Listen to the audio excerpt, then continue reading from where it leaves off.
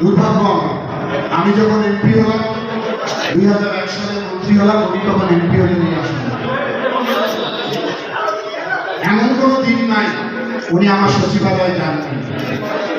আমার এপিএস এর বাড়ি ছিল আপনাদের হাতিগঞ্জার চয়ন, আর আমার পিএস এর বাড়ি ছিল কালীগঞ্জ নূর। চয়নকে ধমক দিত আর নূরকে সামাল দিত। উনি নিজে বরাদ্দ নিত আর ওই দুইজনের মাধ্যমে আমার কাছে দরখাস্ত পাঠাতো। আমি দিতে না চাইলে ওরা দুজন আমার বলতো স্যার আসতে দিন। আমি কোনো সময় অসম্মান করি নাই, সবসময়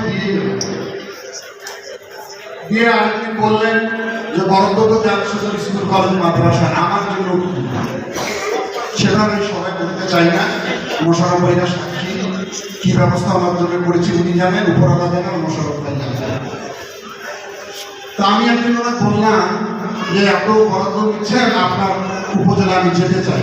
যাবেন নাকি? আমি যাবো। উপজেলা কোথায় যাবেন? আপনার বড় কোথায় যাবো। তাই ওখানে আপনিও থাকবেন, নিশ্চয়ই সাক্ষী রয়েছে, মাইকিং হয়েছিল। আমি প্রধান অতিথি, উনি বিশেষ অতিথি। একে মঞ্চে সমস্ত লোক ভেঙে গেছে, কি রে ভাই বিএনপি আর আওয়ামী লীগ একে মঞ্চে, এরকম পরিবেশ আমি সৃষ্টি করেছিলাম। একে মঞ্চে বক্তৃতা করেছি।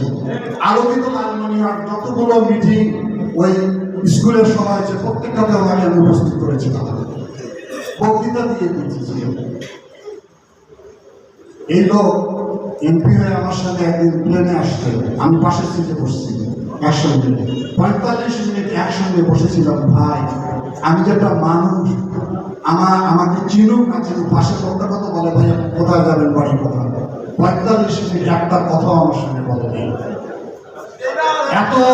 এত অপবিত্র হয়ে গেছিলাম আমরা।